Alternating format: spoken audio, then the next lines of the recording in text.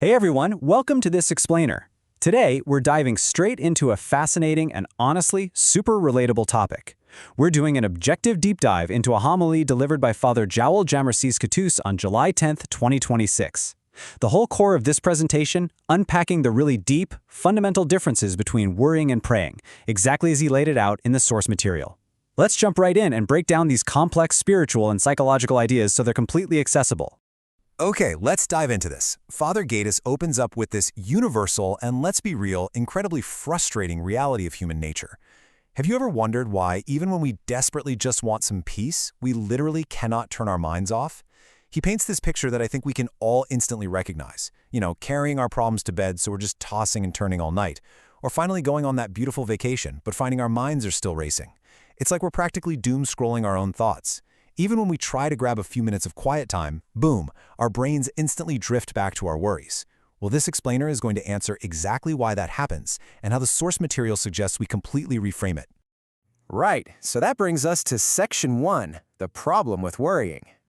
Now, to really understand the solution here, the homily first has to tackle a massive misconception that so many people have about faith and suffering. Father Gatus explicitly warns that following a spiritual path absolutely does not mean your problems are just going to magically vanish. Actually, looking at the teachings in the source, it's pretty clear that having faith can sometimes make the journey feel incredibly tough. You're going to face inevitable challenges, maybe even betrayals. The absolute crucial point he makes is that faith was never promised as some sort of magic wand to make life easy. Instead, faith opens your eyes to the fact that you aren't facing the heaviness of life all by yourself. God is walking right through those problems alongside you. And this leads to this absolutely fascinating human irony that the source highlights. We are absolute experts at overthinking our problems. Think about it. We talk about our challenges all the time. We analyze our sufferings from literally every conceivable angle. But despite dedicating all this massive mental energy to our issues, we almost never channel that same energy into actual dedicated prayer. Just think about your own habits for a second. We are total novices at praying about the exact same things we are experts at worrying over. It's wild. Moving on to Section 2, Conversation, Self versus God. Now, what's really interesting about this slide is how we start to contrast these two completely different actions. This is actually the first of three major contrasts Father Gatus draws. So think of worrying as a closed loop. The homily compares it to a broken record. You're basically trapped in a repetitive conversation with yourself, constantly asking unanswerable questions like, why did this happen? Why me? Or, man, I'm just so unlucky. You are literally talking to someone, yourself, who cannot actually change the situation. Praying, on the other hand, it completely flips the script.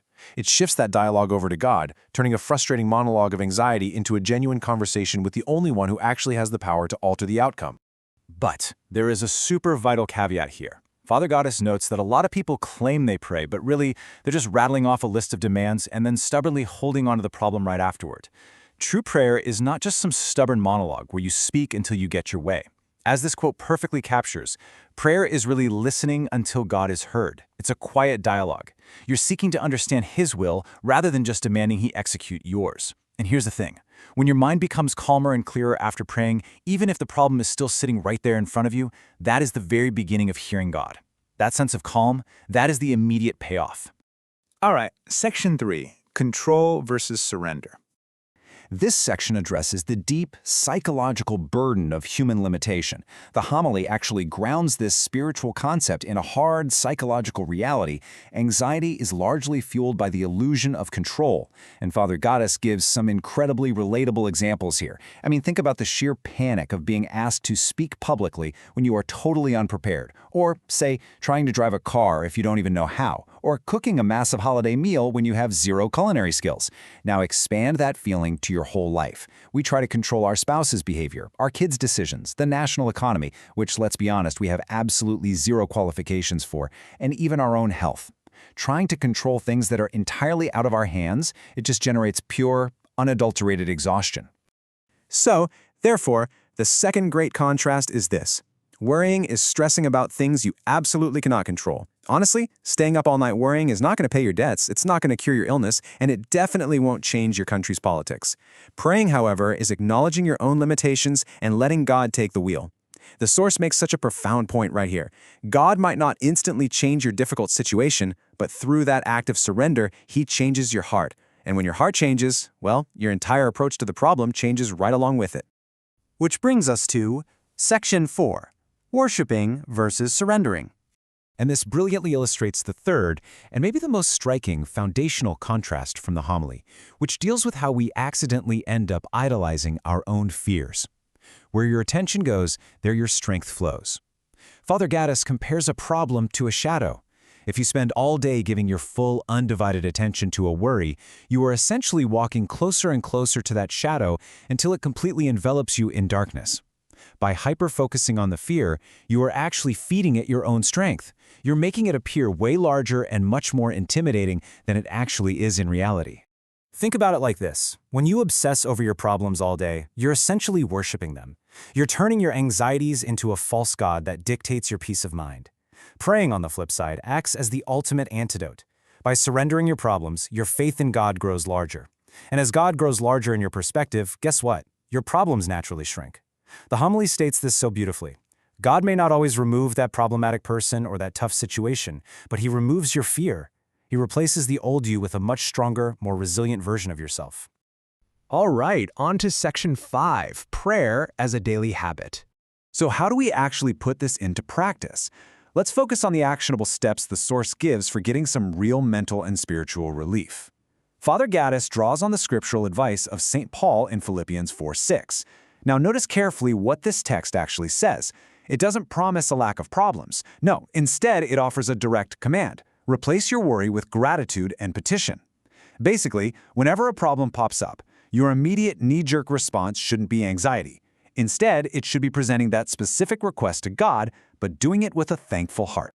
To really visualize this, the source offers this absolutely fantastic metaphor. Use your problems as firewood for your prayer.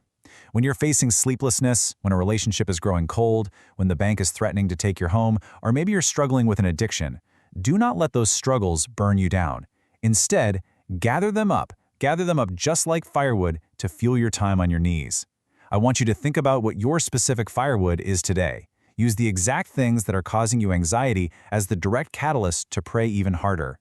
Let's summarize these practical takeaways for building a consistent daily habit. First off, stop treating prayer like a 911 emergency line that you only call when disaster completely strikes. You've got to make it a daily lifeline. Second, realize that you literally cannot worry and pray at the exact same time. If your heart is completely full of genuine prayer, there is absolutely zero room for fear to creep in. Third, feed your soul daily. Father Gatus points out how cranky or completely hangry we get when we miss a physical meal, right? Well, we should be treating our spiritual nourishment with that exact same urgency. And finally, and yeah, this is probably the hardest one, once you pray, let God do the worrying for you. You've handed the problem over. Now leave it in His capable hands. We see this whole idea echoed in a historical quote from Padre Pio that's referenced in the homily: pray, hope, and do not worry. Father Gatus expands on this by emphasizing that our prayer has to be filled with perseverance, with calmness, and with total surrender. Why? Because worrying is just entirely unproductive. It absolutely never fixes tomorrow's sorrow, but it always, without fail, succeeds in robbing today of its joy. As we wrap up this explainer, I really want to leave you with a final, deeply reflective question that Father Gatus posed right at the end of his homily. Look at your own life right now. What is your absolute biggest worry? And more importantly, have you truly actually surrendered it to God, or are you still secretly trying to control it all by yourself? Take a moment to just ponder that as you go about your day. Thank you so much for joining me for this explainer, and I really hope this breakdown has provided you with a clear, focused path away from worry and straight toward peace.